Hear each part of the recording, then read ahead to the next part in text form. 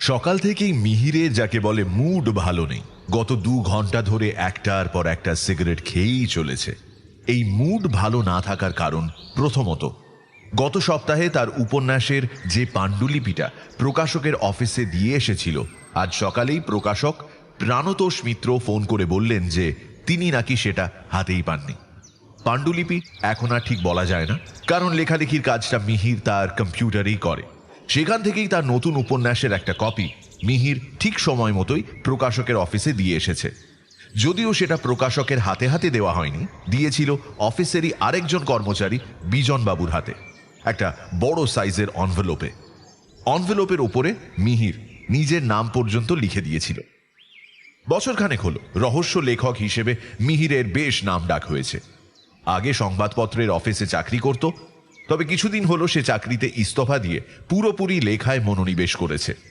তার বইয়ের কাটতি যে ভালোই, সে কথা বলা বাহুল্য। এই মফস্বল শহরে একাই একটা ফ্ল্যাট নিয়ে এসে থাকে। আত্মীয় স্বজন বলতে সেরকম কেউ নেই। একটা কাজের লোক আছে, মহিন, সারাদিন কাজ করে, রাতের দিকে চলে যায়। লেখক হিসেবে মিহিরের সবচেয়ে বড় গুণ হলো সে নির্দিষ্ট সময়ের মধ্যে প্রকাশকের তাগাদা ছাড়াই লেখা জমা করে দেয়। এটা একদিক থেকে তার কাছে একটা বেশ গর্বের বিষয়ও বটে। তাই স্বাভাবিকভাবেই প্রাণতোষ বাবুর কথায় আজ সে মনে মনে একটু যেন অপমানিত হয়েছে।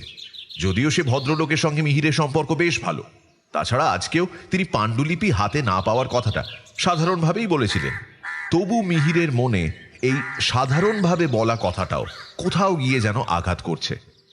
যদিও মিহির আন্দাজ করেছে যে নিশ্চয়ই বিজন বাবুই হয়তো অসাবধানতাবশত কপিটা কোথাও হারিয়ে ফেলেছেন, এখন উপায় না পেয়ে তার উপর দোষ চাপিয়ে দিচ্ছেন।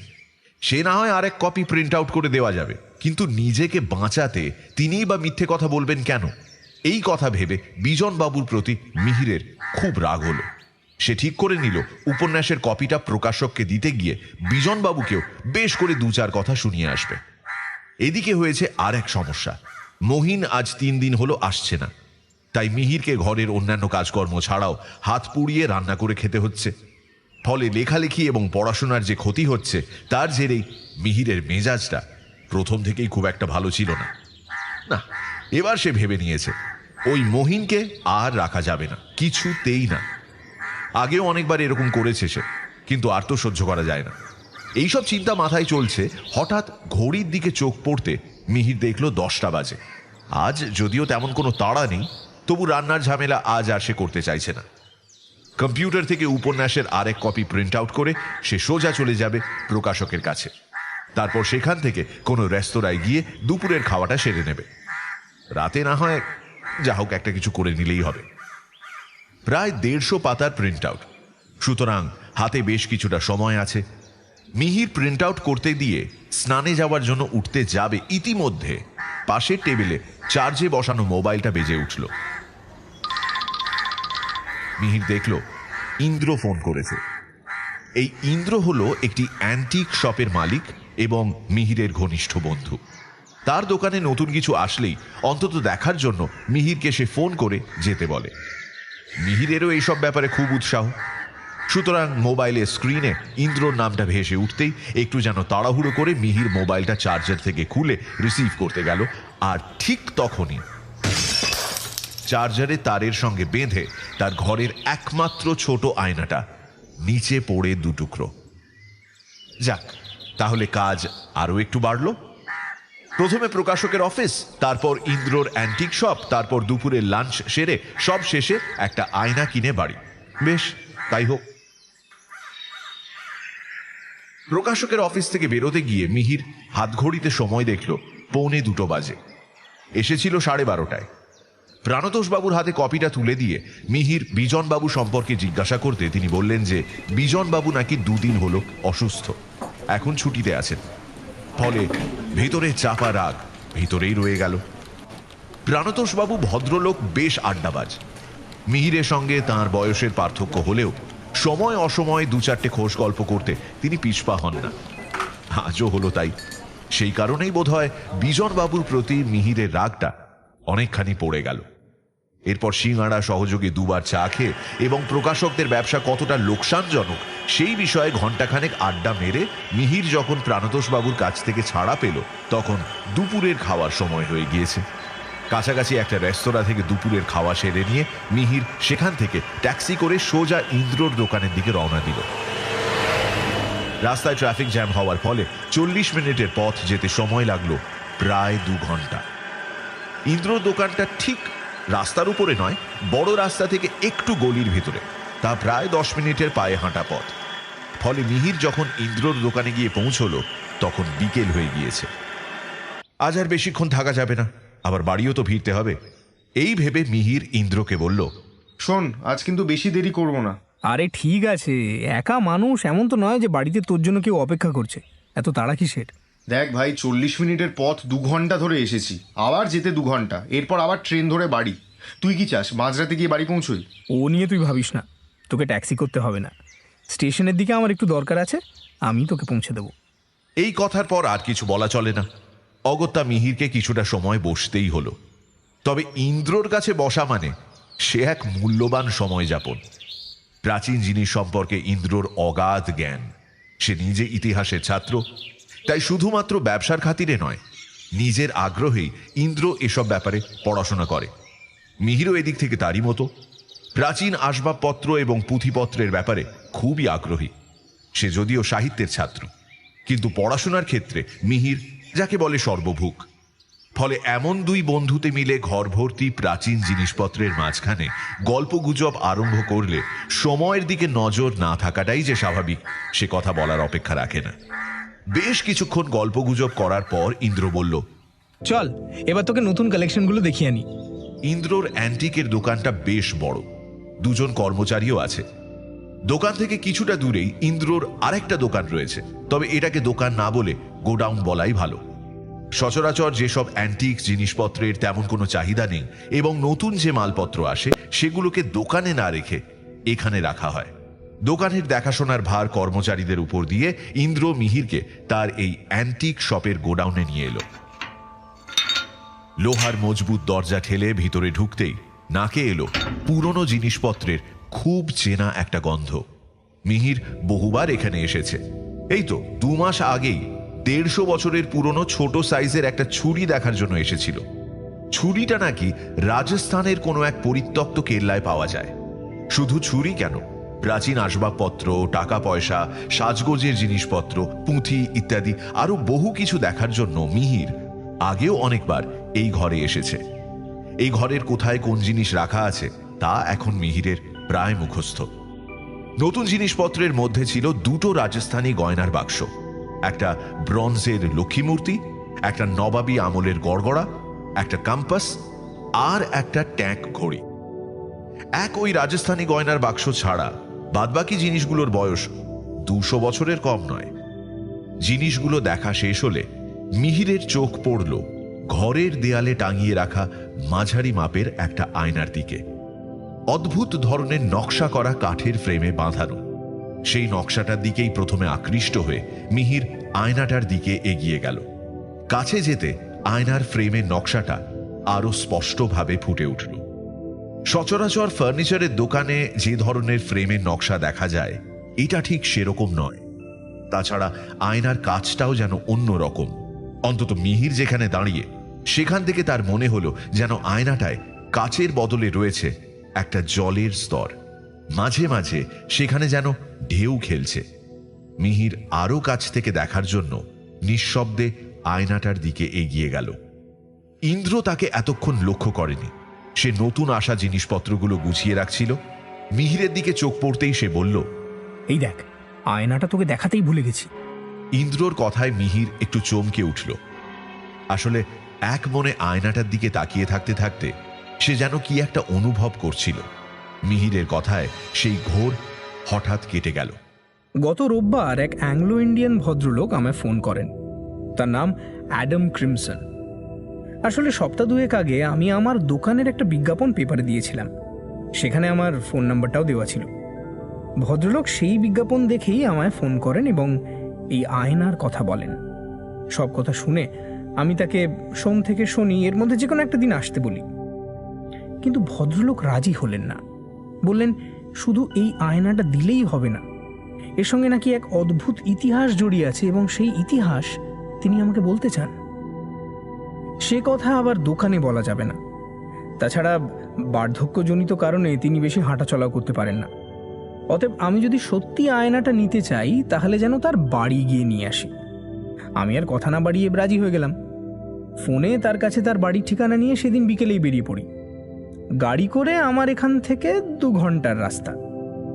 গিয়ে যখন পৌঁছলাম তখন 5টা বাজে। কলিং বেল শুনে মাঝবয়সী একটা ছেলে দরজা খুলল। আমার পরিচয় পেয়ে বলল, আমার সঙ্গে আসুন স্যার, আপনার জন্যই অপেক্ষা করছেন। এই বলে সে আমায় বাড়ির ভেতরে নিয়ে গেল। ভদ্রলোকের বাড়িটা বাইরে থেকে দেখতে হাল আমলের ছিমছাম আধুনিক বাড়ির মতো, কিন্তু বাড়ির ভেতরে ঢুকে মনে হলো যেন ভিক্টোরিয়ান যুগের কোনো বনেদি ইংরেজি বাড়িতে এসে পড়েছি। চারপাশের আসবাবপত্র, দেওয়ালের পেইন্টিং, ঘরের এক কোণে রাখা পিয়ানো, সবকিছুর মধ্যে একটা স্পষ্ট আভিজাত্যের ছাপ। ভদ্রলোক যদিও তার আয়নার কথা বলেছিলেন, কিন্তু তার ঘরের চারপাশে যেসব জিনিসপত্র ছড়িয়ে ছিটিয়ে রয়েছে তা সবই অ্যান্টিক। সত্যি কথা বলতে এবার আমার নিজেরই একটু সংকোচ হচ্ছিল। জানি না ভদ্রলোক আয়নাটা কত টাকায় দিতে রাজি হবেন। এদিকে আমি তো সঙ্গে করে 1000 বেশি আনিইনি। যাই হোক, সেই ছেলেটাকে অনুসরণ করে বাড়ির ভেতরে টানা প্যাসেজ দিয়ে ঢুকে ডান দিকে একটা ঘরের বন্ধ দরজার সামনে এলাম। স্যার ভিতরে আছেন, কাইন্ডলি একবার নক করে নেবেন। হ্যাঁ, আসতে পারি? দরজা ঠেলে আমি ভেতরে ঢুকলাম। এটাই হয়তো ভদ্রলোকের স্টাডি। ঘরের দেওয়াল জুড়ে বুকশেলফ, একপাশে একটা ভিক্টোরিয়ান পেডেস্টাল ডেস্ক এবং ঠিক তার বিপরীতে বসে রয়েছেন এই বাড়ির মালিক। পাশে একটা ফ্লোর ল্যাম্প জ্বলছে। সেই ল্যাম্পের মৃদু আলোয় দেখলাম ভদ্রলোক একটা কফিন কাউচের উপর বসে আছেন। বাড়ির সাজসজ্জার সঙ্গে ভদ্রলোকের চেহারা একেবারে মানানসই। বয়স আন্দাজ 60-এর কাছাকাছি। তবে আমি বিশেষভাবে আকৃষ্ট হয়েছিলাম ওই কাউচটা দেখে। সচরাচর এই ধরনের কাউচ কেউ ব্যবহার করে না। আমি নিজেও এর আগে এই কাউচ দেখিনি। তবে ব্যবসার খাতিরে অনেক সময় বিভিন্ন অকশন হাউসের খোঁজ খবর নিতে গিয়ে ইন্টারনেটে 2-1 বার এই জিনিস চোখে পড়েছিল। বলাই বাহুল্য, এই জিনিস যেমন দামি তেমনি শৌখিন। ভদ্রলোক আমাকে স্বাগত জানিয়ে পাশের একটা চেয়ারে বসতে বললেন। আমি চেয়ারে বসতেই আমায় জিজ্ঞাসা করলেন, বাড়ি চিনে আসতে কোনো অসুবিধে হয়নি তো? না না, অসুবিধে আর কি, তবে এদিকটায় আমার খুব একটা আশা হয়নি। এদিকে আগে এতটা জনবসতি ছিল না। বছর 10 হলো চারপাশে এইসব ফ্ল্যাট বাড়ি তৈরি হয়েছে। আমি এখানে আছি আজ 30 বছরের ওপর। আচ্ছা, আগে বলুন কি খাবেন, চা না কফি? চাই, ঠিক আছে। তার আগে কি ওই আয়নাটা একবার দেখা যায়? ভদ্রলোক কোনো উত্তর না দিয়ে পাশে রাখা সিগার কেস থেকে একটা সিগার নিয়ে আমায় অফার করলেন। আসুন। আমি ও রসে বঞ্চিত। ভদ্রলোক জ্বলন্ত সিগারে বেশ কয়েকটা টান দিয়ে আমার দিকে তাকিয়ে বললেন, আগে আপনাকে আমার কয়েকটা প্রশ্নের উত্তর দিতে হবে। উত্তরগুলো যদি সঠিক হয় তাহলে আমি আপনাকে আয়নাটা বিনামূল্যে দিয়ে দেব। যদিও তার আগে এই আয়নার ইতিহাস আপনাকে আমি বলবো। সব শুনে যদি আপনি রাজি হন তাহলেই আয়নাটা আপনার। তারপর আপনি সেটা বিক্রি করবেন না নিজের কাছে রাখবেন তা সম্পূর্ণ আপনার ব্যাপার। এবার বলুন, রাজি? আমি ভদ্রলোকের কথা শুনে প্রথমে একটু আশ্চর্য হলাম। ইনি আবার ছিটগ্রস্ত নয় তো? আয়না বিক্রি করবে বলে বাড়িতে ডেকে এনে এখন মৌখিক পরীক্ষা নিতে বসবে? শুধু তাই নয়, পাশ করলে রয়েছে আকর্ষণীয় পুরস্কার। মনে মনে একটু হাসিই পেল। কিন্তু ভদ্রলোকের চোখে মুখে কোনো ধরনের অস্বাভাবিক আচরণের ছাপ আমি দেখতে পেলাম না। তাছাড়া ঘরের জিনিসপত্র দেখলেই মালিকের খুব উঁচু দরের রুচির পরিচয় পাওয়া যায়। কি আর করব, একটু ভেবে নিয়ে বললাম, রাজি। ভদ্রলোক তার প্রশ্নোত্তর পর্ব আরম্ভ করলেন। আপনি অকাল্ট সোসাইটির নাম শুনেছেন? নাম শুনেছি, এই পর্যন্তই, বিশেষ কিছু জানি না। কতটুকু জানেন? জানি বলতে আনুমানিক 1000 খ্রিস্টাব্দের কাছাকাছি সময় এই ধরনের সোসাইটি তৈরি হয়। মূলত যারা লোকচক্ষুর আড়ালে থেকে ম্যাজিক বা জাদুবিদ্যা অথবা অনেক সময় প্রেত চর্চা করতেন তাদের নিয়ে এই ধরনের সোসাইটি গঠন করা হয়। বেশ। আচ্ছা, আপনি বলিং ব্রুক নামটা কোথাও শুনেছেন? হ্যাঁ, শুনেছি। শেক্সপিয়ারের হেনরি সিক্স নাটকে এই নামে একজন জাদুকরের কথা আছে। Shakespeare? There are more things in heaven and earth. তিনি অদ্ভুতভাবে হেসে উঠলেন। তার হাতের জ্বলন্ত সিগারের ধোঁয়া, ঘরের মৃদু আলো আর চারপাশের পরিবেশের সঙ্গে সেই হাসি মিলেমিশে কেন জানি না বারবার একটা সাংঘাতিক কোনো কিছুর ইঙ্গিত দিতে লাগলো। সবচেয়ে আশ্চর্য বিষয়, আমার একবারের জন্য আর এই ভদ্রলোককে অস্বাভাবিক বলে মনে হলো না। জানি না কেন, কোন একটা শক্তিতে লোকটা আমায় এই সমস্ত ঘটনা নির্দ্বিধায় মেনে নিতে বাধ্য করছিলেন। পরে যদিও এসব ভেবে নিজের ওপরই হাসি পেয়েছিল, সত্যি বলতে ভুলেও গিয়েছিলাম। কিন্তু যতক্ষণ ভদ্রলোকের সামনে বসেছিলাম ততক্ষণ আমি যেন একটা দুর্নিবার ঘোরের মধ্যে ছিলাম।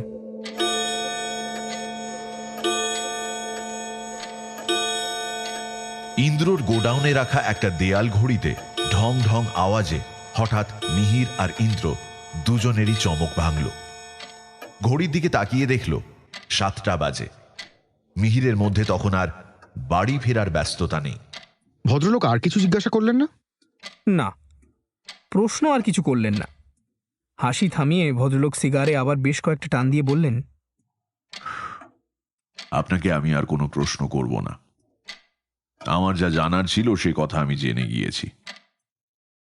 আয়নাটা আমি আপনাকে বিনামূল্যেই দেব, তবে ওটার ইতিহাস শোনার পর আপনি নেবেন কিনা সেটাই এখন প্রশ্ন।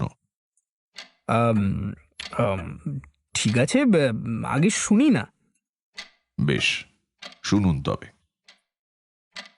আপনাকে যার নাম জিজ্ঞাসা করলাম, অর্থাৎ সেই বলিংব্রুক, তার পুরো নাম হল রজার বলিংব্রুক। এই বলিংব্রুক ছিলেন 15 শতাব্দীর ইংল্যান্ডের একজন নামকরা পুরোহিত, জ্যোতির্বিদ এবং জ্যোতিষী। এক কথায় একজন বড় মাপের স্কলার। রাজপরিবারের সঙ্গেও তার বেশ ঘনিষ্ঠতা ছিল। কিন্তু এসবের ঊর্ধ্বে তার অপর একটি প্রচ্ছন্ন পরিচয়ও ছিল, যে পরিচয় শেষ পর্যন্ত তার কাল হয়ে দাঁড়ায়। যদিও তার এই পরিচয় ইতিহাসে পাওয়া যায় না। আমি কিভাবে জানলাম সেটা ক্রমশ বুঝতে পারবেন। যাই হোক, এই বলিংব্রুক ছিলেন একজন নেক্রোম্যান্সার, অর্থাৎ তথাকথিত তান্ত্রিক বা প্রেত সাধক। এর একমাত্র শিষ্য ছিলেন আমন। এই আমন গুরু বলিংব্রুকের সমস্ত বিদ্যাই আয়ত্ত করেছিলেন।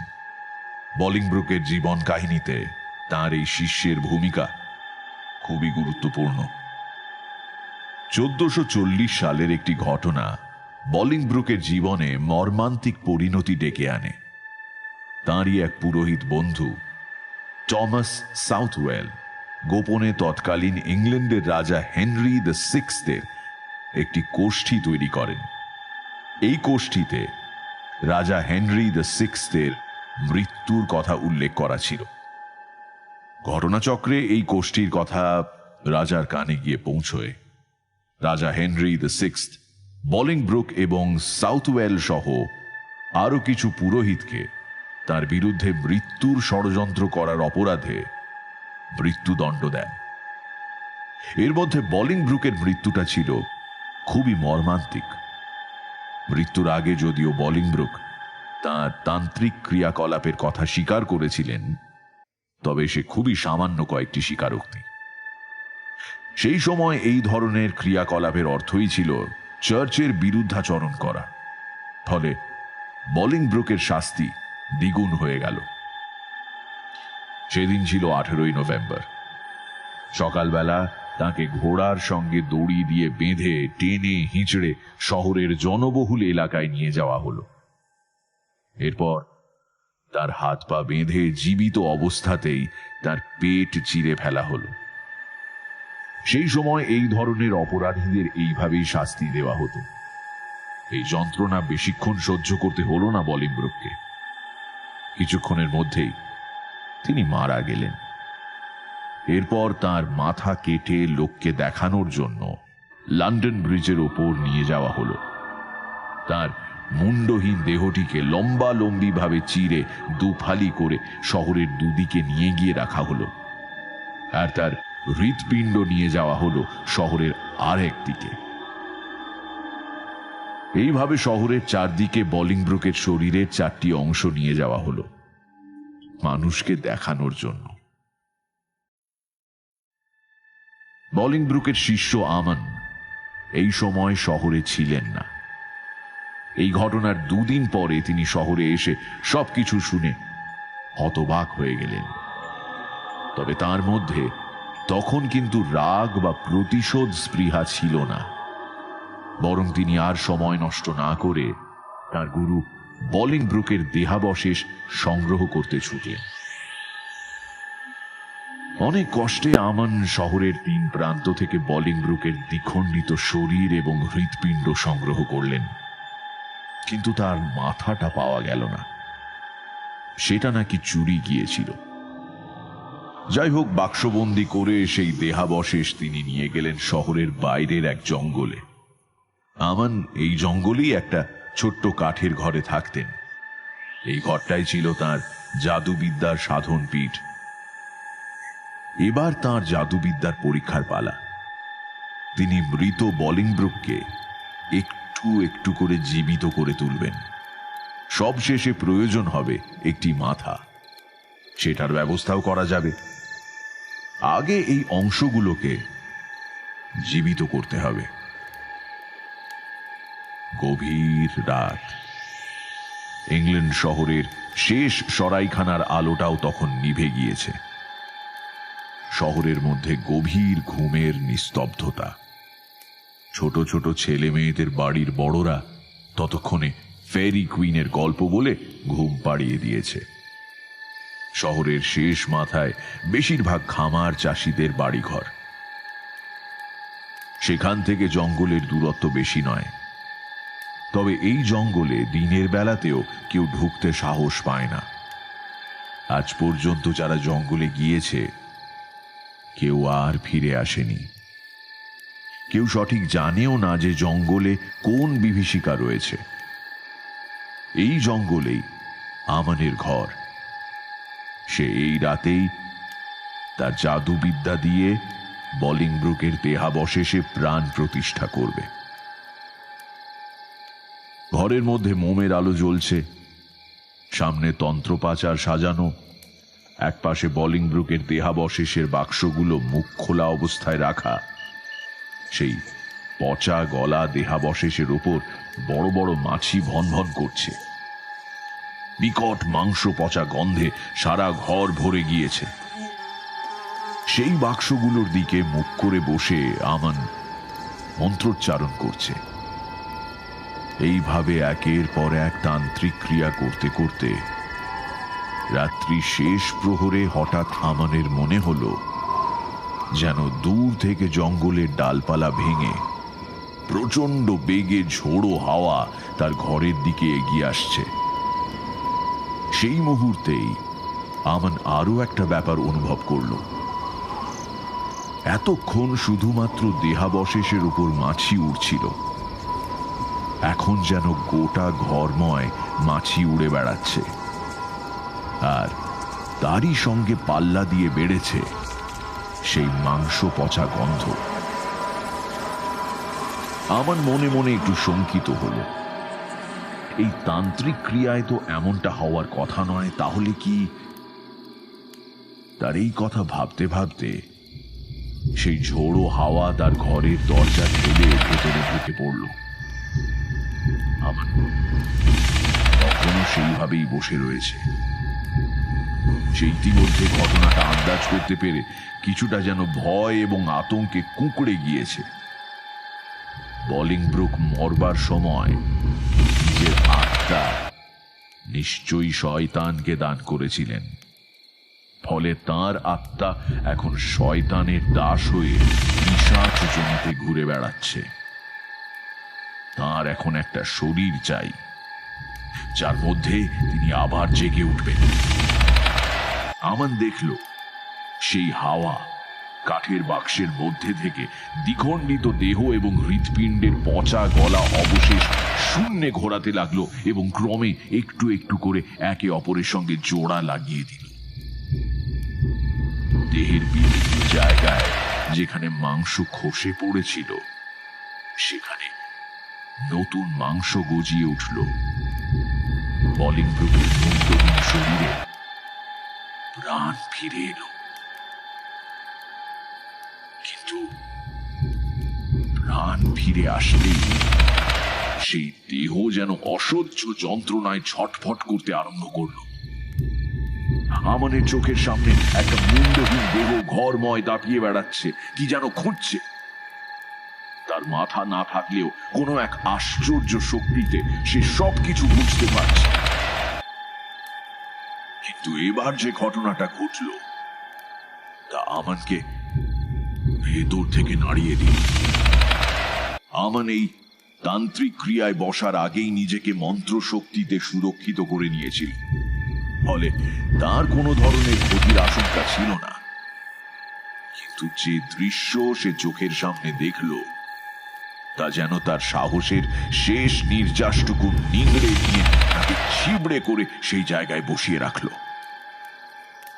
আমান দেখল এতক্ষণ যে মাছিগুলো ঘরময় উড়ে বেড়াচ্ছিল সেগুলোই ঘরের এক কোণায় গিয়ে একে একে জমা হলো।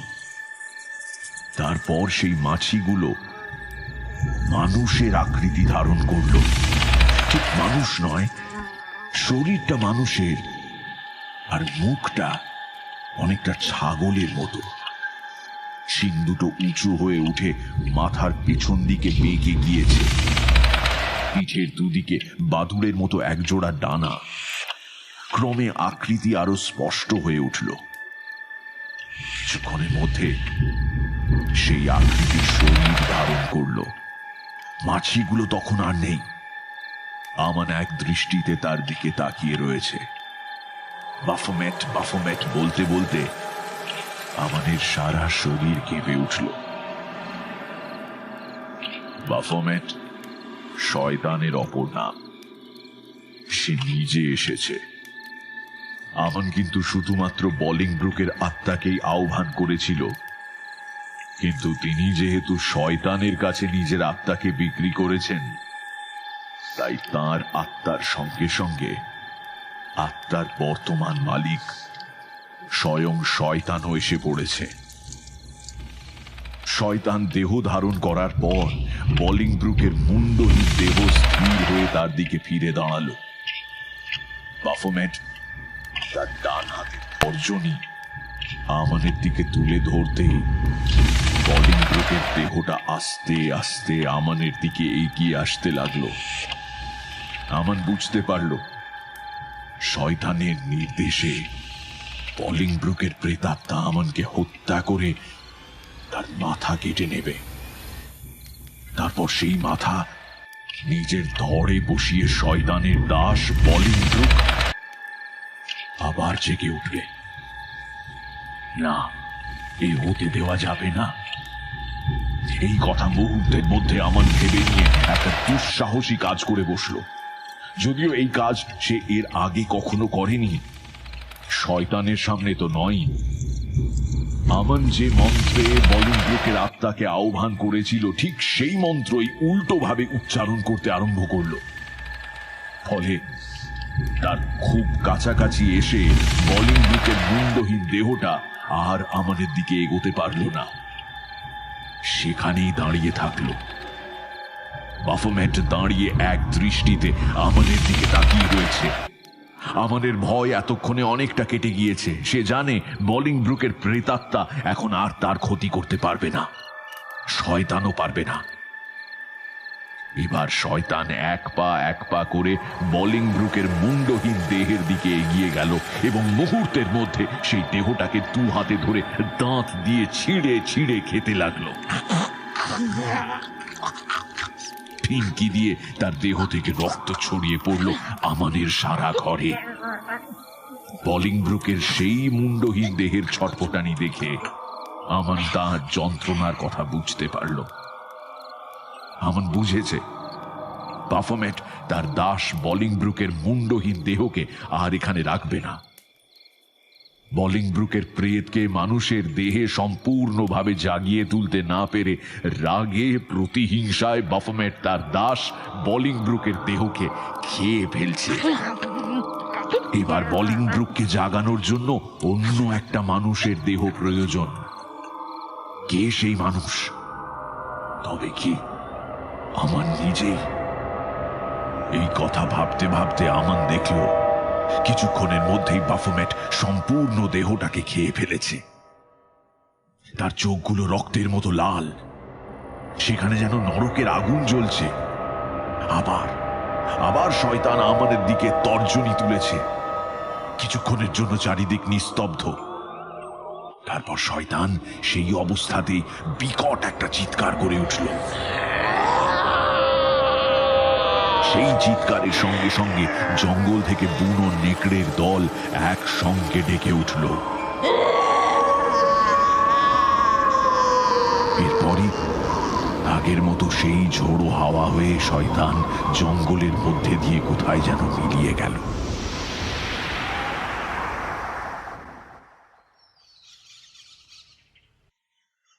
ঘটনাটা ঘটেছিল শেষ রাতে। একটু সকাল হতেই আমাদের ঘরের দরজা ঠেলে ভেতরে ঢুকলো আরেকটি যুবক। তার নাম টমাস। এই টমাস ছিল আমানের শিষ্য এবং তার তন্ত্র সাধনার অন্যতম সহযোগী। সে ঘরে ঢুকে দেখে আমান অজ্ঞান হয়ে মেঝের উপর পড়ে আছে। আমানেরই শেখানো জাদুবিদ্যা প্রয়োগ করে অনেক চেষ্টার পর টমাস আমানকে স্বাভাবিক অবস্থায় ফিরিয়ে আনে। গত রাতের সমস্ত ঘটনা আমান তাকে সবিস্তারে বলে। আমানের আদেশেই গত রাতে টমাস এখানে ছিল না। এই ক্রিয়াটি আমান নিজেই করতে চেয়েছিল। সবচেয়ে বড় কথা, এই ক্রিয়ায় সহযোগিতা করার জন্য টমাস তখনও তৈরি ছিল না। যাই হোক, টমাসের সেবা শুশ্রূষায় আমান অল্প দিনের মধ্যেই আবার আগের মতো হয়ে উঠল এবং তার এই প্রিয় শিষ্যকে সে তার সমস্ত জাদুবিদ্যা উজাড় করে শেখাতে লাগল। এইভাবে আরো 1 বছর কাটল। টমাস তখন জাদুবিদ্যায় আমানের মতোই দক্ষ হয়ে উঠেছে। একদিন টমাসকে কাছে ডেকে আমান বলল, দেখো, আমি তোমায় এই যে 1 বছর ধরে আমার সমস্ত জাদুবিদ্যা শিখিয়েছি, তার পেছনে আমার একটা উদ্দেশ্য আছে। গত বছর সেই ঘটনার পর আমি বেশ বুঝতে পেরেছিলাম যে শয়তান যে কোনোভাবেই হোক না কেন আমার আত্মাকে নরকে নিয়ে যাবে। তাই সেদিন যে কাজটা অসম্পূর্ণ থেকে গিয়েছিল সেই কাজই তোমাকে সম্পূর্ণ করতে হবে। আপনি কোন কাজের কথা বলছেন? আমার গুরু বলিংব্রুকের আত্মাকে মুক্ত করতে হবে। তা যদি নাও হয়, অন্তত তাকে এখানেই, এই পৃথিবীতেই ধরে রাখতে হবে। তারপর উপযুক্ত সময় বুঝে তাকে শয়তানের কবল থেকে মুক্ত করতে হবে। কিন্তু গতবার আমি নিজেই বুঝতে পারিনি যে এইরকম একটা পরিস্থিতির মুখোমুখি হতে হবে, কিন্তু এবার আমি প্রস্তুত। বেশ, তাই হবে। আবার সেই রাত ফিরে এলো, গতবারের মতো। আবার সেই একই উদ্দেশ্যে। আমান তান্ত্রিক ক্রিয়ার জন্য প্রস্তুত। এইবার তার সঙ্গী হিসেবে রয়েছে টমাস। তাকে সবকিছু আগে থেকেই বুঝিয়ে দিয়েছে আমান। সারা রাত ধরে চলল তন্ত্রক্রিয়ার বিভিন্ন অনুষ্ঠান। শেষ রাতে আমান আবার বলিংব্রুকের আত্মাকে আহ্বান করল। আবার সেই ঝড়, সেই দূর থেকে গাছপালা ভেঙে চুরে নিয়ে আসার শব্দ। কিন্তু এবার একটা ঘটনা ঘটল। সেই ঝোড়ো হাওয়া এবার আর আমানের ঘরের মধ্যে ঢুকতে পারল না, কারণ বাইরে আমানের যোগ্য শিষ্য টমাস নিজের তন্ত্র শক্তিতে শয়তানকে বাধা দিচ্ছে। ওদিকে ঘর থেকে আমান প্রাণপণে শুধুমাত্র বলিংব্রুকের আত্মাকে আহ্বান করে যাচ্ছে। কিছুক্ষণের মধ্যেই শয়তানের সেই প্রাণঘাতী চিৎকার শোনা গেল। আমান বুঝতে পেরেছিল যে টমাস হয়তো বেশিক্ষণ আর শয়তানকে বাধা দিতে পারবে না। এবার আমান তার শেষ রাস্তাটা বেছে নিল। এই তন্ত্র ক্রিয়ায় আত্মার শক্তি দেহের বাইরে শতগুণ বেড়ে যায়। তাই আমান মন্ত্রোচ্চারণ করতে করতে হাতের কাছে রাখা ছুরি তুলে নিল এবং সজোরে নিজের হৃৎপিণ্ড বরাবর বসিয়ে দিল।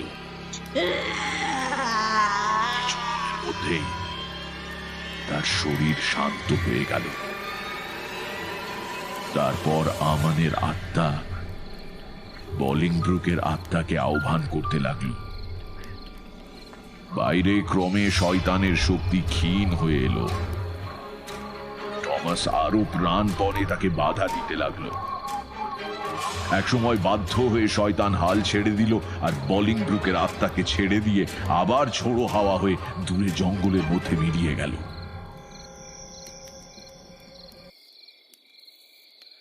টমাস দ্রুত এসে আমানের ঘরে ঢুকল। এইরকম যে হতে পারে তা আমান আগে থেকেই টমাসকে বলেছিল। তাই ঘরের মধ্যে আমানের ছুরিকাহত রক্তাক্ত মৃতদেহ দেখে টমাস বিন্দুমাত্র বিচলিত হলো না। তাছাড়া সে যখন খুশি আমানের আত্মার সঙ্গে যোগাযোগ করতে পারবে, তাই আমানের দেহত্যাগ করা নিয়ে টমাস দুঃখিত নয়। এই ক্রিয়া করার আগে আমান তাকে বলেছিল বলিংব্রুকের আত্মার শক্তিকে সে 3টে কবচের মধ্যে ভাগ করে রাখবে, কিন্তু প্রতি 100 বছর অন্তর তার আত্মার শক্তি জেগে উঠবে। কারণ শয়তান বলিংব্রুকের আত্মা বাধ্য হয়ে ছেড়ে গিয়েছে, কিন্তু বলিংব্রুক এখনো শয়তানের দাস। তাই 100 বছর অন্তর তার শক্তি জেগে উঠে শয়তানের কাছে যেতে চাইবে। তখন তাকে বাধা দিতে হবে, আর এর জন্য চাই বলি, মানুষের বলি। আমান আরো বলেছিল এই 3টে কবচ তার উত্তরাধিকারীর কথা শুনবে। বলিংব্রুকের সমস্ত জাদুবিদ্যা তার সহায়ক হবে। আমান আরো বলেছিল সবকিছু শেষ হলে টমাস যেন এই আমানের দেহ সমেত তার ঘরটাকে আগুনে পুড়িয়ে দিয়ে আর এই কবচ 3টে নিয়ে অন্য কোনো সুরক্ষিত জায়গায় চলে যায়। আমানের শেষ নির্দেশ মতো সেই কবচ 3টে নিয়ে টমাস আমানের মৃতদেহ সমেত তার ঘরে আগুন ধরিয়ে দেয় এবং ভোরের প্রথম আলো ফুটে ওঠার সঙ্গে সঙ্গেই ইংল্যান্ড ত্যাগ করে অন্য শহরে চলে যায়।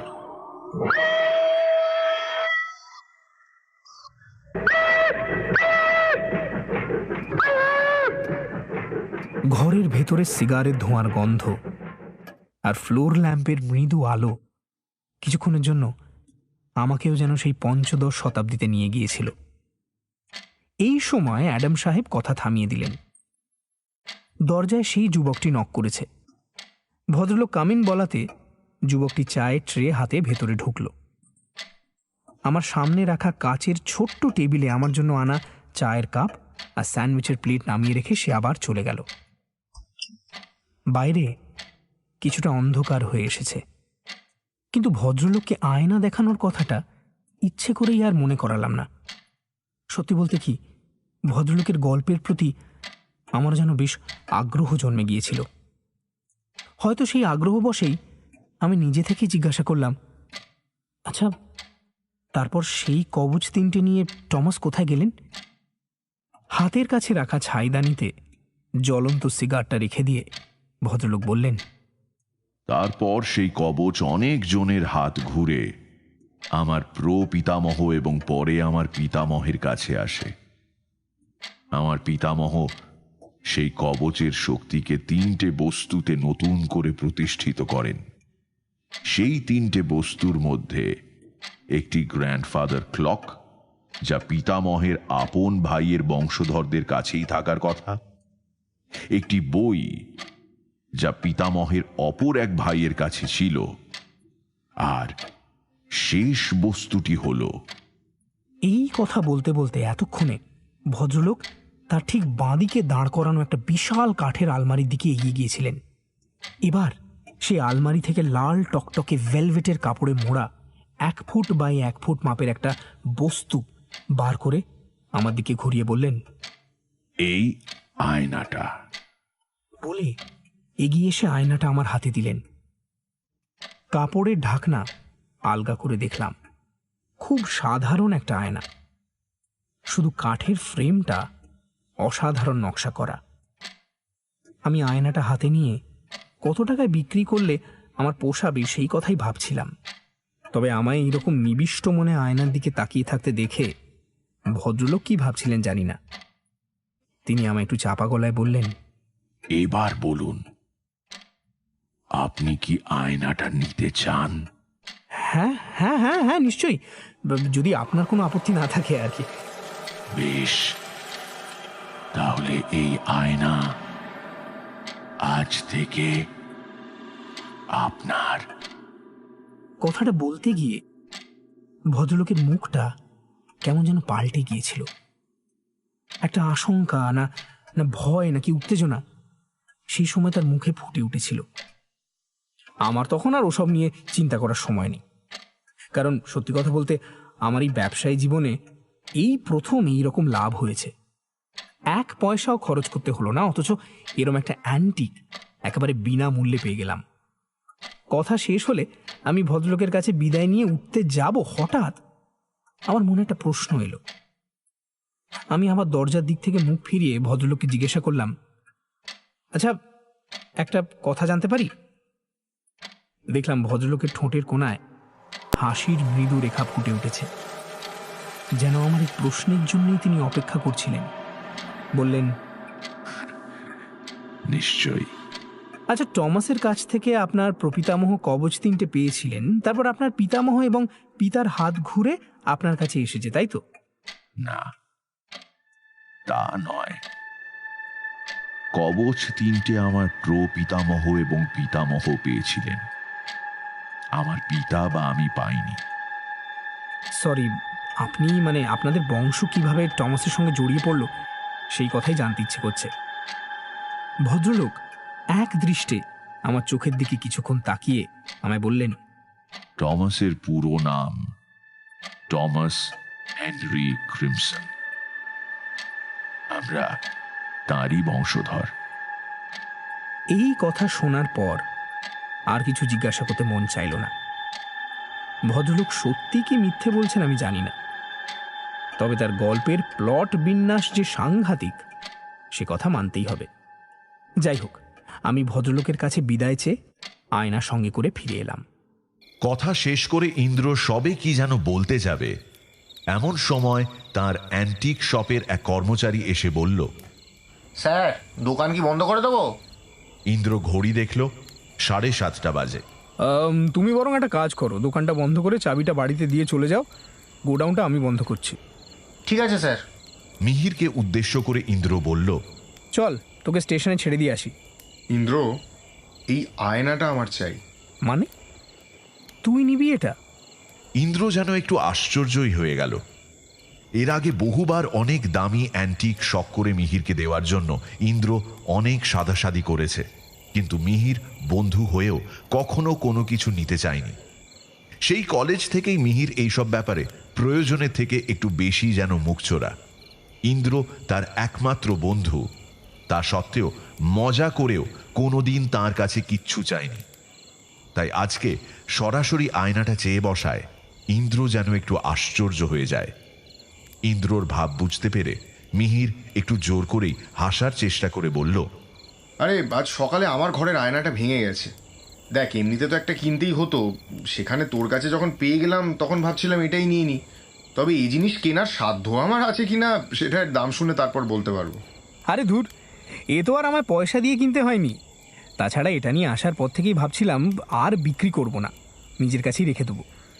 তুই যদি নিতে চাস তাহলে তো কথাই নেই, আমার কাছে থাকাও যা, তোর কাছে থাকাও তাই। দাঁড়া, আমি আয়নাটা প্যাক করে দিচ্ছি। মিহির আর বাধা দিল না। প্যাক করার জিনিসপত্র সব দোকানে, গোডাউনের মধ্যে তাই কিছু না পেয়ে ইন্দ্র সেই লাল ভেলভেটের কাপড়ে আয়নাটা মুড়ে মিহিরের হাতে দিয়ে বলল, এই কাপড়ে মুড়িয়ে দিলাম, কি চলবে তো? চলবে মানে দৌড়বে। ভাই, এবার যেতে হবে। হ্যাঁ হ্যাঁ, তুই গিয়ে গ্যারেজের সামনে দাঁড়া, আমি গোডাউনটা বন্ধ করেই আসছি। ইন্দ্রর অ্যান্টিক শপ থেকে বেরিয়ে গাড়ি করে শর্টকাটে স্টেশন পৌঁছতে লাগলো ঠিক ৩৫ মিনিট। ফলে ইন্দ্রর কাছ থেকে আয়না সহ বিদায় নিয়ে ৮:২২ ট্রেনটা ধরতে মিহিরকে বিশেষ পরিশ্রম করতে হলো না।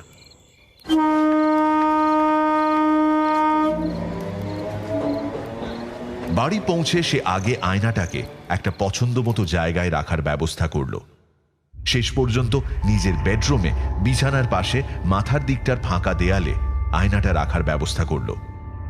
তারপর হাত মুখ ধুয়ে ফ্রেশ হয়ে মিহির আয়নাটার কাছে এসে দাঁড়ালো। খুঁটিয়ে খুঁটিয়ে দেখতে আরম্ভ করল আয়নার ফ্রেমের নকশাটা। কিন্তু কই, এখন তো আর সেই রকম লাগছে না।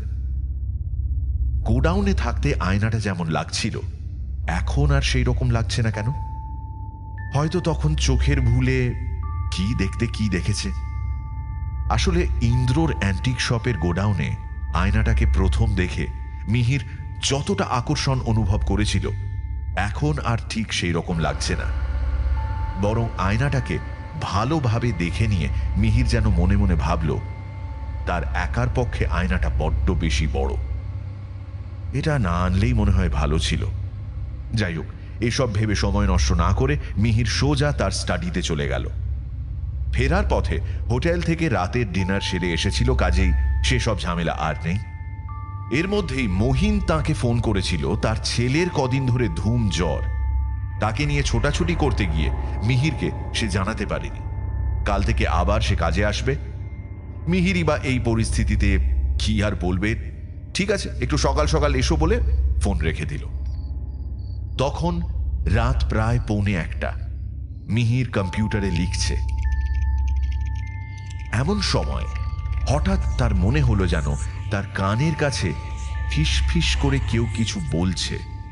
প্রথমটা ভেবেছিল মনের ভুল, পরে আরো কয়েকবার এরকম হওয়াতে মিহির ব্যাপারটা নিয়ে একটু কৌতূহলী হয়ে উঠল। তারপর নিজে থেকেই মন দিয়ে শব্দটা শুনে বুঝতে পারল যে সেটা আসছে তার বেডরুম থেকে। শব্দটা আস্তে আস্তে স্পষ্ট হয়ে উঠছে, ফিস ফিস করে হচ্ছে, কিন্তু স্পষ্ট। যে ভাষায় শব্দটা হচ্ছিল তা বাংলা, হিন্দি বা ইংরেজি নয়, গ্রিক ভাষা।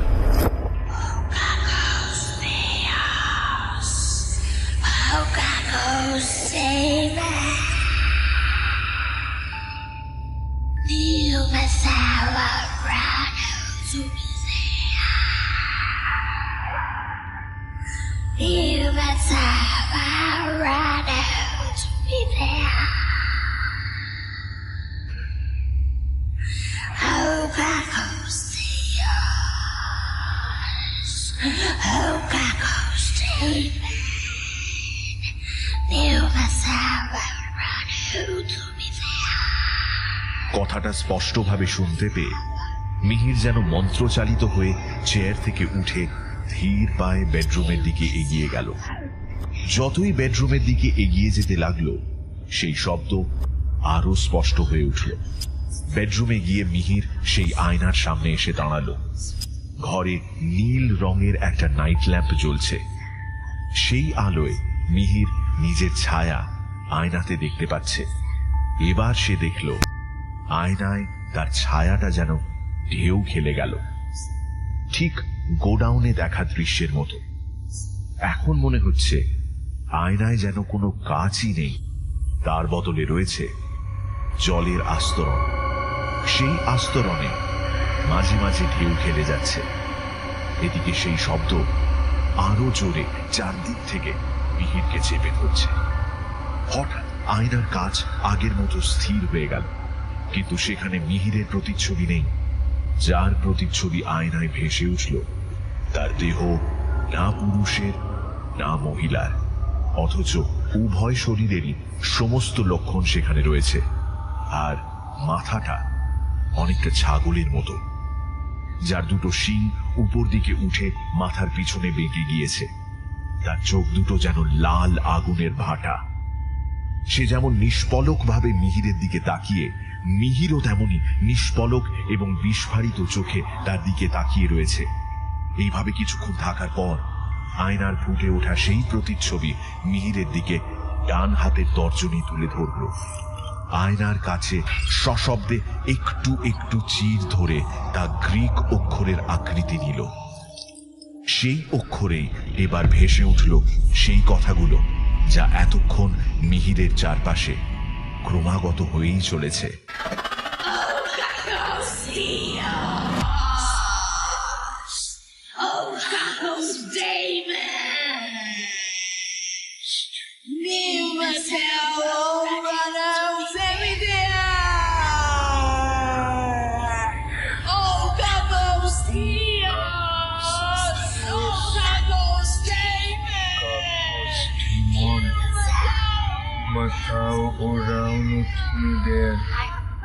মিহির একটা একটা করে সমস্ত শব্দ উচ্চারণ করল। উচ্চারণ যেই শেষ, তখনই আয়নার সেই প্রতিচ্ছবি বিকট ভাবে হেসে উঠল।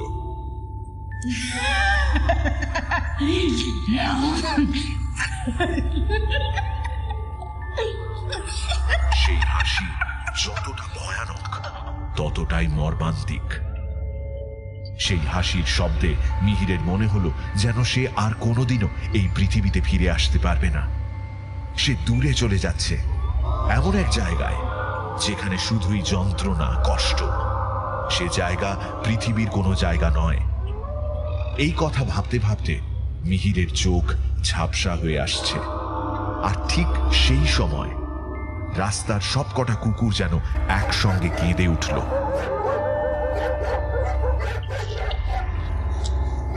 এরপরই মিহির জ্ঞান হারিয়ে মেঝের উপর পড়ে যায়। দূর থেকে যেন ঘন ঘন কলিং বেলের শব্দ কানে আসছে। কিছুক্ষণের মধ্যে তা স্পষ্ট হয়ে গেল। কে এসেছে? একটা ঝিম লাগা ঘোরের মধ্যে বিছানায় পড়ে মিহির ভাবছে, কাল রাতে কি হয়েছিল? দুঃস্বপ্ন? মাথাটা এত ব্যথা করছে কেন? দরজায় কে এসেছে? চলে যাও। সেই ঘোরের মধ্যেই বিড়বিড় করে মিহির এইসব বলছে। এদিকে কলিং বেল থেমে গিয়ে দরজায় ধাক্কা পড়তে আরম্ভ করেছে। বিরক্তি ক্লান্তি ভাব নিয়ে মিহির তার অবশ শরীরটাকে কোনো রকমে টেনে দরজার কাছে নিয়ে গেল। দরজা খুলে দেখল তার কাজের লোক মহিন এসেছে। সে তো মিহিরকে দেখে একটু যেন ঘাবড়েই গেল। জিজ্ঞাসা করল, কি হয়েছে দাদা?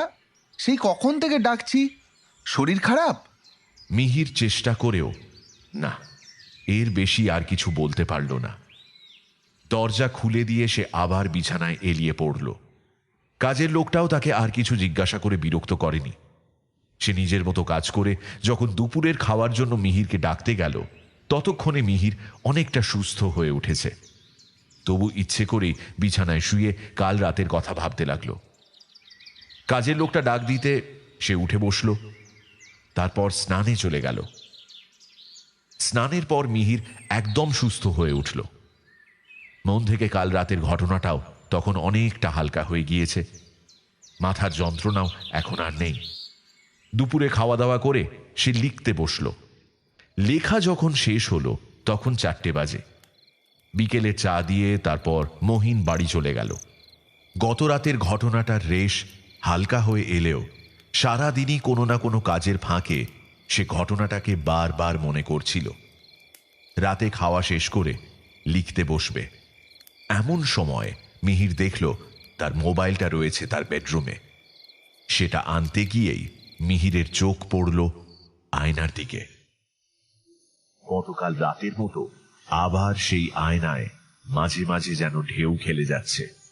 মিহির সেইভাবেই মন্ত্রমুগ্ধের মতো আয়নার সামনে বিস্ফারিত চোখে দাঁড়িয়ে রইল। আয়নার মধ্যে এখন আর তার প্রতিচ্ছবি নেই, বরং সেই জায়গায় ফুটে উঠেছে আর একজনের প্রতিচ্ছবি। কিন্তু বিজনবাবু, কিন্তু এ কি? ওই লোকটার পেছনে ও কে দাঁড়িয়ে? মিহির দেখল গতকাল রাতের সেই ভয়ঙ্কর মূর্তিটা বিজনবাবুর পেছনে দাঁড়িয়ে রয়েছে। বিজনবাবুর পরনে সাদা পাজামা আর গায়ে বাটিকের ফতুয়া। কিন্তু তিনি এবার যা করলেন তা দেখে মিহিরের দম বন্ধ হয়ে যাওয়ার উপক্রম হল। কখন যেন বিজনবাবুর পিছনে দাঁড়িয়ে থাকা সেই বিকট মূর্তি ফাঁস দেওয়া একটা দড়ি পিছন থেকে তার মুখের সামনে ধরল, আর তিনিও নির্বিকার ভাবে সেই দড়ি গলায় পরে নিলেন। এরপরই পিছনের সেই বিকট মূর্তি ফাঁসের দড়ি ওপরে উঁচু করে ধরল, আর একটু একটু করে বিজনবাবুর পা মাটি থেকে বেশ খানিকটা উপরে উঠে গিয়ে শূন্যে ঝুলতে লাগলো। চোখে মুখে তখন শ্বাসরোধ হওয়ার যন্ত্রণা। তিনি অনবরত হাত পা ছুঁড়ছেন।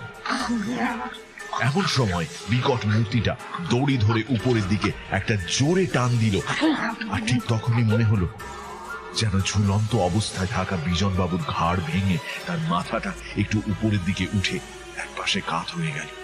তার গলার কাছে ধীরে ধীরে সেই দড়ির মাপে চাপ বাঁধা কালশিটে দাগ ফুটে উঠল। এরপর মিহির দেখল সেই বিকট মূর্তিটা সেই অবস্থাতেই বিজনবাবুর মৃতদেহটা ফাঁসের দড়ি ধরে টানতে টানতে নিয়ে যাচ্ছে। এই সমস্ত দৃশ্য মিহির কতক্ষণ ধরে দেখলো জানা নেই, কিন্তু তার ঘোর কাটতেই সে দেখল যে সে কম্পিউটারের টেবিলে বসে আছে। সামনে রাখা টেবিল ঘড়িতে সময় তখন রাত 12টা। অথচ তার বেশ মনে আছে খাওয়া শেষ করে সে যখন লেখার টেবিলে এসে কম্পিউটারের সামনে বসেছিল তখনই বাজে 12টা। তাহলে কি ঘড়িটা নষ্ট হয়ে গেল, নাকি সে পাগল হয়ে যাচ্ছে? আবার ক্রমে কাল রাতের মতোই মানসিক ক্লান্তি, ভয়, আতঙ্ক মিহিরকে গ্রাস করছে। কিন্তু আজ সে নিজেকে সম্পূর্ণভাবে পরিস্থিতির হাতে তুলে দেবে না। সে যে করেই হোক এই রহস্যের একটা কিনারা করবেই। তার শরীর মন এখন সম্পূর্ণভাবে বিধ্বস্ত, কিন্তু তা সত্ত্বেও সে বিছানায় গিয়ে গতকালের মতো শুয়ে পড়ল না, বরং কম্পিউটারের টেবিলেই বেশ খানিকক্ষণ সময় মাথায় হাত দিয়ে চুপ করে বসে থাকল। পাশেই ফ্লাস্কে কফি রয়েছে। একটু সুস্থ হলে সে চোখে মুখে জল দিয়ে এসে আবার কম্পিউটারের টেবিলে বসল এবং ফ্লাস্ক থেকে খানিকটা গরম কফি ঢেলে নিয়ে খেতে লাগলো। পরপর 2 কাপ কফি খেয়ে মিহিরের নার্ভগুলো যেন একটু চাঙ্গা হয়ে উঠেছে। এবার সে ব্যাপারটা এক মনে ভেবে দেখতে চায়। এমন সময় তার চোখ পড়ল কম্পিউটারের দিকে। আচ্ছা, ইন্টারনেট থেকে কি এই সম্পর্কে কিছু জানা যেতে পারে? কি যেন কথাটা গতকাল রাতে শুনেছিল, ও কাসোস না ও কাকোস? মনে পড়েছে, ও কাকোস ডেমন। একদম ঠিক। মিহির আর দেরি না করে ও কাকোস ডেমন কথাটা লিখে ইন্টারনেটে সার্চ করলো। বেশি পরিশ্রম করতে হলো না, 2-1টা সাইট ঘাঁটতেই বেরিয়ে পড়লো একটা ভয়ানক তথ্য। যে কথাটা সে গতকাল রাতে শুনেছিল এবং স্বপ্নেই হোক আর বাস্তবেই হোক নিজেও সে উচ্চারণ করেছিল, তা হলো শয়তানকে জাগানোর একটা মন্ত্রের প্রথম অংশ। সম্পূর্ণ মন্ত্রটা হলো ও কাকস থিওস, ও কাকস ডেমন, নিউমা টো ওরানো থুমাথে, যার অর্থ O wicked god, O wicked demon, spirit of the sky, remember, remember. ইউরোপের নেক্রোম্যান্সার বা তান্ত্রিকরা শয়তান জাগানোর এই ক্রিয়া করত। তাহলে কি ইন্দ্র আয়নাটা সম্পর্কে যা শুনেছিল সবই সঠিক। মিহির আরো জানতে পারল এই মন্ত্রোচ্চারণ করার পর যদি শয়তান জেগে ওঠে তাহলে সে 3 জন মানুষের বলি নেবে। সেই শয়তানের এক নাম বাফোমেট। এই তথ্যের সঙ্গে শয়তান বা বাফোমেটের যে ছবি দেওয়া রয়েছে তার সঙ্গে আয়নায় দেখা সেই বিকট মূর্তির অনেক মিল। মিহিরের বুঝতে আর বেশি সময় লাগলো না। সে এবার স্থির, নিশ্চিত। এই আয়নাকে অবলম্বন করে শয়তান জেগে উঠেছে। সে এবার 3টে মানুষের বলি নেবে। তাহলে কি তার প্রথম বলি বিজনবাবু? তিনি কি তাহলে এখন আর বেঁচে নেই? মিহির কোনো রকমে নিজেকে সামলে নিয়ে সঙ্গে সঙ্গে প্রাণতোষ বাবুকে ফোন করলো। মোবাইলে দেখলো তখন বাজে রাত 1:45। প্রাণতোষ বাবু যথারীতি ফোন তুললেন না। মিহির অনেকবার চেষ্টা করেও কিছু করতে পারল না। এখন তার কাছে সকালের জন্য অপেক্ষা করা ছাড়া আর কোনো উপায় নেই। সারা রাত মিহিরের ঘুম হয়নি। দুশ্চিন্তায়, ভয়ে, আতঙ্কে এক রাতের মধ্যেই তার চেহারা যেন অর্ধেক হয়ে গিয়েছে। ভোরের দিকটায় কখন যেন সে ঘুমিয়ে পড়েছিল মনে নেই। সকালে ঘুম ভাঙল কাজের লোকের কলিং বেলে। আজ সকালে আর কিছুতেই মানসিক অস্থিরতার ভাবটা মিহির কাটিয়ে উঠতে পারল না। মোবাইলে সময় দেখল 8টা বাজে। সে আর দেরি না করে আবার প্রাণতোষকে ফোন করল। ফোনের ওপাশ থেকে প্রাণতোষ বাবু বললেন, গুড মর্নিং মিহির বাবু, বলুন কি খবর? মিহির কি বলবে প্রথমটা ঠিক বুঝে উঠতে পারল না। কিন্তু তার মানসিক অবস্থা এখন আর লৌকিকতা করার মতো নয়। সে সরাসরি বলল, আচ্ছা, আপনাদের অফিসের বিজনবাবু এখন কোথায়? বিজন বাবু? তিনি তো অসুস্থ হয়ে বাড়িতে রয়েছেন। কোনো দরকার আছে নাকি তার সঙ্গে? তিনি ঠিক আছেন তো? মানে তার সঙ্গে কোনো দুর্ঘটনা ঘটেনি তো? কাল পর্যন্ত তো ঠিকই ছিলেন, কিন্তু আপনি হঠাৎ ওর কথা জিজ্ঞেস করছেন কেন? আপনার কাছে কি ভদ্রলোক টাকা পয়সা কিছু ধার নিয়েছিলেন নাকি? না, ঠিক তা নয়। না হলেই ভালো। সে লোক শুনেছি নাকি বাজার শুদ্ধ লোকের কাছে দেনা করে বসে আছে। স্ত্রী অসুস্থ দীর্ঘদিন ধরে, ছেলে মেয়ে 2টো। কাজেই সংসার সামলাতে গিয়ে একেবারে হিমশিম খেয়ে যাচ্ছেন ভদ্রলোক। টাকা ধার নিয়ে ঠিক সময় শোধ করতে না পারায় তাগাদা করতে লোক আমার অফিসে পর্যন্ত এসেছে কয়েকবার।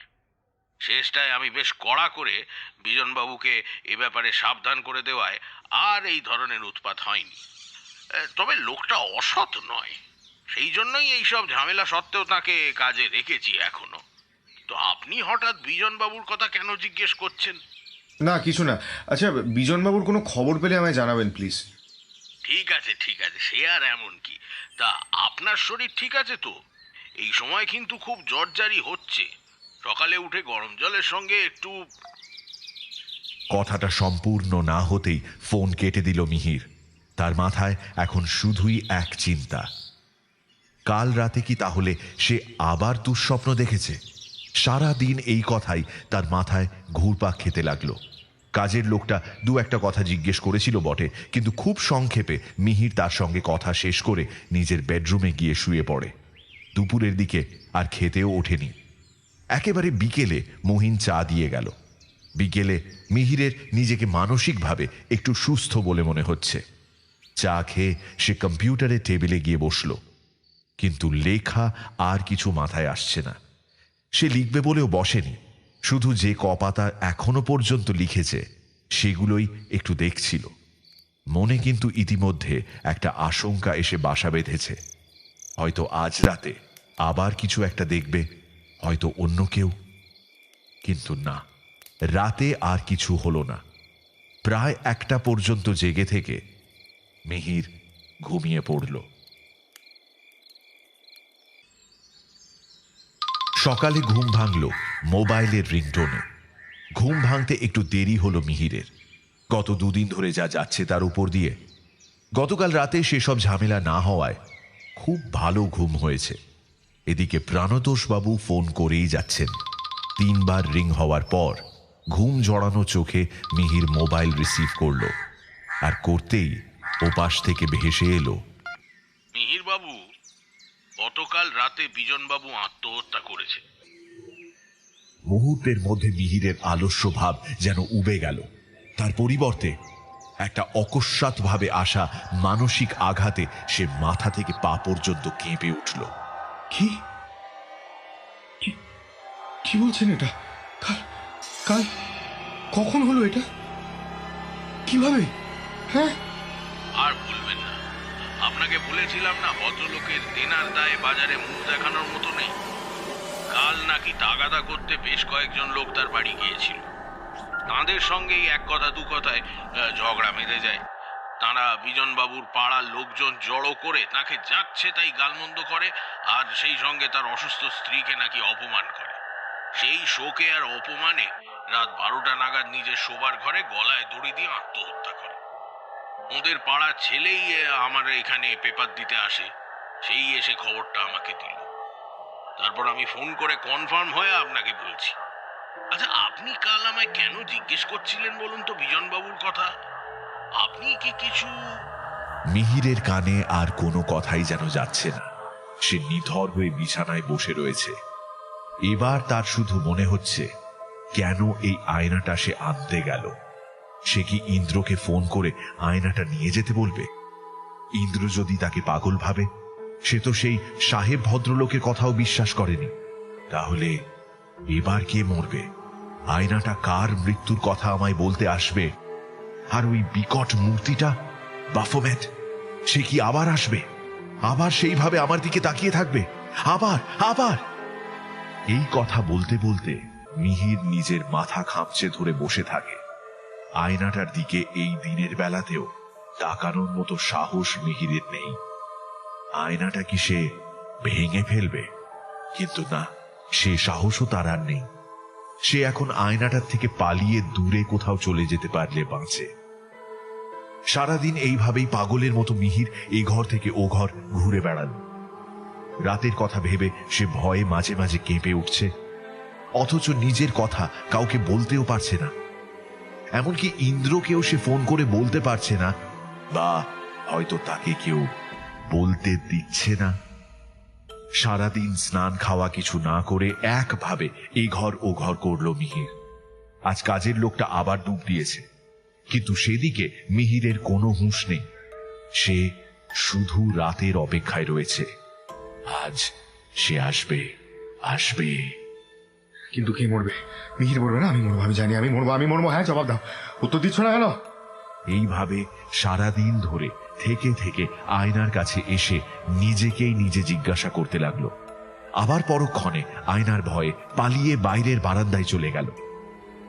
বিকেলের দিকটায় শরীর এবং মন অত্যাধিক ক্লান্ত হয়ে যাওয়ায় মিহির ঘুমিয়ে পড়েছিল। তাকে আর এখন স্বাভাবিক মানুষ বলা যায় না। কয়েকদিনের মধ্যে এতগুলো ঘটনা ঘটে গেল যে স্বাভাবিক মানুষের পক্ষে এর মুখোমুখি হওয়া খুবই কঠিন। সবচেয়ে বড় কথা, মিহির কাউকে কিছু বলতে পারছে না, বা সে হয়তো চাইছে বলতে, কিন্তু কি বা কেউ যেন তাকে বলতে দিচ্ছে না, আটকাচ্ছে, বাধা দিচ্ছে। মিহিরের ঘুম ভাঙল তখন প্রায় রাত 10টা, কিন্তু তার ঘুম স্বাভাবিকভাবে ভাঙেনি। সে কানের কাছে আবার সেই মন্ত্রোচ্চারণ শুনতে পেয়েছে। এবার একটু অন্য রকম ঘটনা ঘটল। মন্ত্রোচ্চারণ শুনেই মিহির কিন্তু ঘাবড়ে গেল না, বরং কোনো তীব্র কৌতূহলে সে বিছানা থেকে উঠে সোজা দাঁড়ালো আয়নার সামনে। আবার আয়না কেঁপে উঠছে, তার মধ্যে ঢেউ খেলে যাচ্ছে মাঝে মাঝে। মিহিরের চোখ বিস্ফারিত। ক্রমে আয়নায় ভেসে উঠল অন্য একজনের প্রতিচ্ছবি। তবে সে কোনো প্রাপ্তবয়স্ক লোক নয়, একটা বাচ্চা ছেলে, বয়স আন্দাজ 10 বছর। তার চোখ মুখ দেখে মনে হচ্ছে বেশ কিছুদিন ধরে সে অসুস্থ। মিহির বেডরুমের আলো জ্বালায়নি, জ্বালানোর কথা তার মনেও নেই। তবু আয়নায় ঘটনাটা স্পষ্ট দেখতে পাচ্ছে সে। এ তো মহিনের ছেলে। মহিন তার ছেলের ছবি মিহিরকে মোবাইলে দেখিয়েছিল। বাচ্চাটা একটু যেন মুখ বিকৃত করে চমকে উঠল, তারপরই হুমড়ি খেয়ে নিচে পড়ে গেল। এরই সঙ্গে তার অসহায় যন্ত্রণাময় চিৎকার, কিন্তু সেই চিৎকারকে ছাপিয়ে উঠল আর একটা বিকট হাসি। সে এসেছে, হয়তো ওই তো সে বাচ্চাটাকে খেলনা পুতুলের মতো এক হাতে তুলে নিল। কিন্তু এ কি? বাচ্চাটার বুকে গেঁথে রয়েছে একটা বঁটি, তার মুখ দিয়ে অনবরত রক্ত বমি হচ্ছে, আর সেই অবস্থায় তাকে কাঁধে নিয়ে চলে যাচ্ছে বাফোমেট। এই ঘটনা দেখার পর মিহির অজ্ঞান হয়ে গেল। শরীরে বা মনে তার আর ক্ষমতা রইল না। সারা রাত অজ্ঞান হয়ে থাকার পর যখন সকালে মিহিরের জ্ঞান ফিরল, তখন প্রায় 7টা বাজে। সে নিজে নিজেই কোনো মতে বাথরুমে ঢুকে শাওয়ার খুলে দিয়ে তার নিচে দাঁড়িয়ে পড়ল। ট্যাঙ্কের ঠান্ডা জল মাথায় পড়তেই তার শরীর কিছুটা ধাতস্থ হলো, আর এরই সঙ্গে এই দুটো মৃত্যুর জন্য সে নিজেকে দায়ী মনে করে অঝরে কাঁদতে লাগলো। কান্নার ফলে তার অস্বাভাবিক মানসিকতা কিছুটা শান্ত হলো। প্রায় আধ ঘন্টা এইভাবে কেটে গেল। এমন সময় তার মনে পড়ল, আয়নায় দেখা ঘটনাটা বাস্তবে ঘটার বেশ কিছুক্ষণ আগে দেখা যায়। অন্তত বিজনবাবুর বেলায় তো সেই রকমই হয়েছিল। তাহলে মহিনের ছেলে এখনো বেঁচে আছে নিশ্চয়ই। ওকে আমাকে বাঁচাতেই হবে, বাঁচাতেই হবে। বাথরুম থেকে ভিজে জামা কাপড়ে সে বেডরুমে ছুটে এলো। তারপর মোবাইল থেকে মহিনের নম্বরে ফোন করলো। মহিনের বাড়ি আরো একটু গ্রামের দিকে, সেখানে নেটওয়ার্কের প্রবলেম লেগেই থাকে। তাও হার মানলে চলবে না, মহিনকে সাবধান করতেই হবে। সে একবার দুবার এই করে 6 বার মহিনের মোবাইলে ফোন করার চেষ্টা করে অবশেষে 7বারের বার যখন ফোনটা লাগলো, তখন মহিনের পরিবর্তে মহিনের পাড়ার লোক ফোন রিসিভ করলো। ফোন রিসিভ করতেই মিহির শুনতে পেল ওপাশ থেকে ভেসে আসছে মরা কান্নার আওয়াজ। মিহির আর সাহস করে কিছু বলতে পারল না। সে ফোন কেটে দিল। সে বুঝতে পেরেছে মহিনের ছেলে আর নেই। মিহির আয়নার সামনে দাঁড়িয়ে এক দৃষ্টিতে তাকিয়ে মিহিরের চোখ মুখ বসে গিয়ে চেহারা এই কদিনেই কঙ্কাল সার হয়ে গিয়েছে। তার উপর এই মানসিক চাপ সে আর সহ্য করতে পারছে না। তাই আজ রাতে সে এর একটা ব্যবস্থা করবে।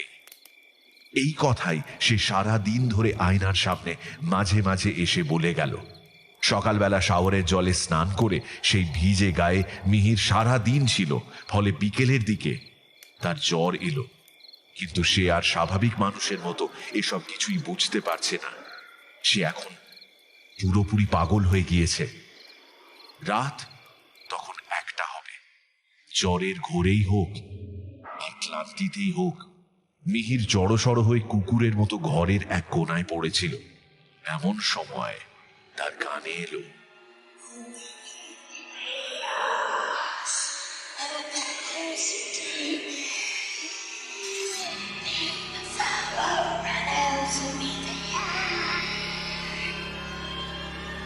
একবার কানে যেতেই মিহির ধড়ফড় করে উঠে বসল। তার মুখে একটা পৈশাচিক হাসি। সে এখন বলছে, রক্ত, আরো রক্ত দেখব, আরো আরো আরো রক্ত দেখব। এই বলে সে চিৎকার করে উঠল।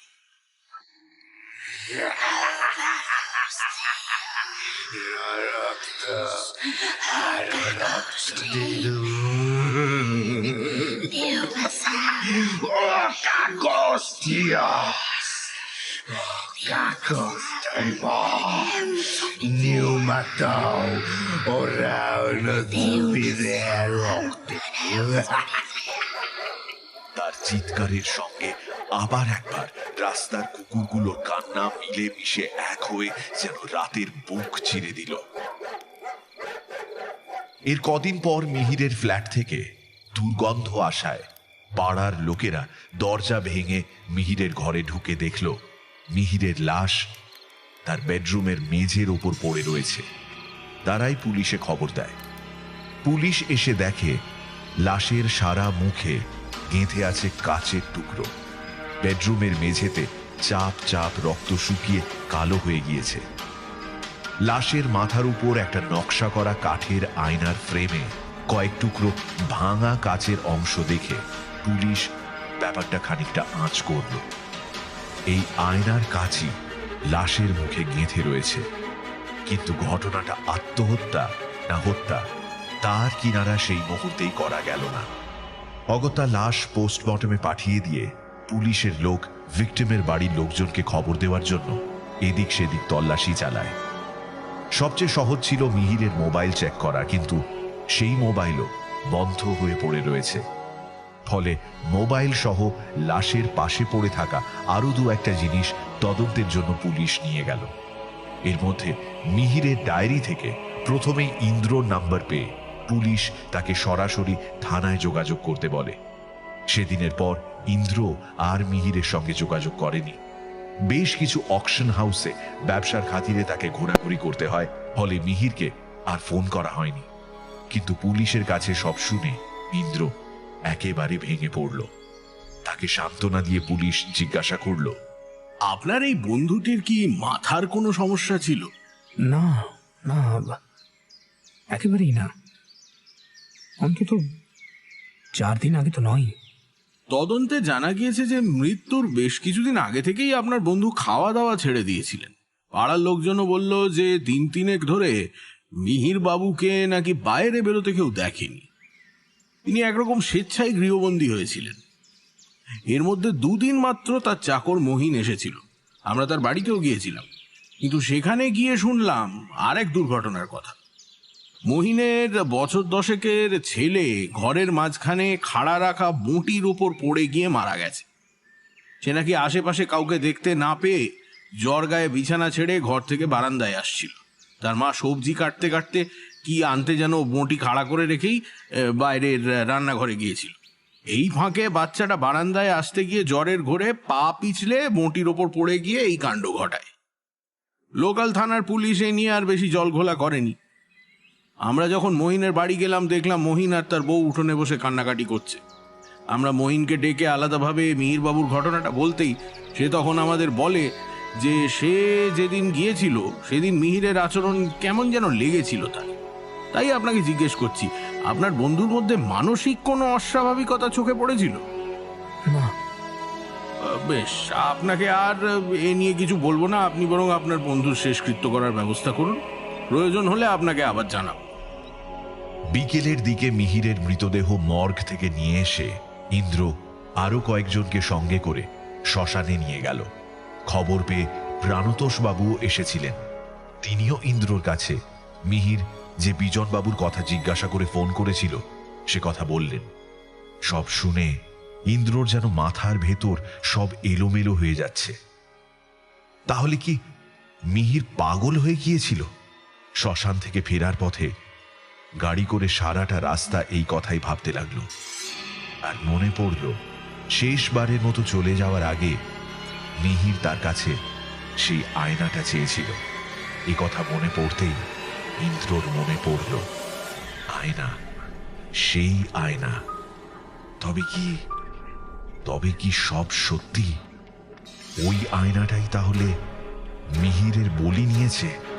এটা যদি সত্যি হয় তাহলে তো এর আরো 2টো অংশ থাকার কথা, একটা গ্র্যান্ডফাদার ক্লক আর একটা বই।